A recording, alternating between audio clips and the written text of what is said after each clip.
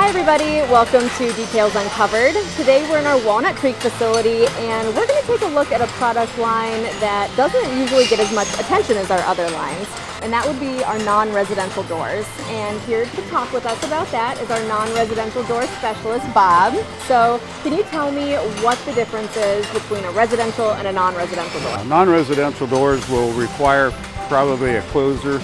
You're going to have different reinforcements in the door so you can mount the closer. The hinges will be reinforced heavier on the inside of the door. You can use a commercial grade lock set and deadbolt, or you can use a panic bar like you see in the background here. Another thing with the panic bar is the installers will like it. We install the panic bar on the door for them.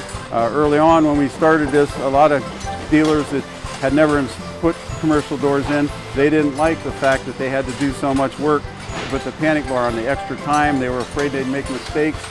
We do that for them. So it comes to them installed. There's a less chance of them losing parts. It looks much more professional when they're doing the work because everything's already done.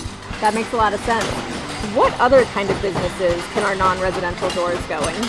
We've done doctors' offices, lawyers, restaurants. We do a lot of restaurants. I do a lot of churches. We have a custom inspirations cross that we do in the door. We've done several different business logos. We can take and get a drawing of a business logo, give a quote on it, no strings attached.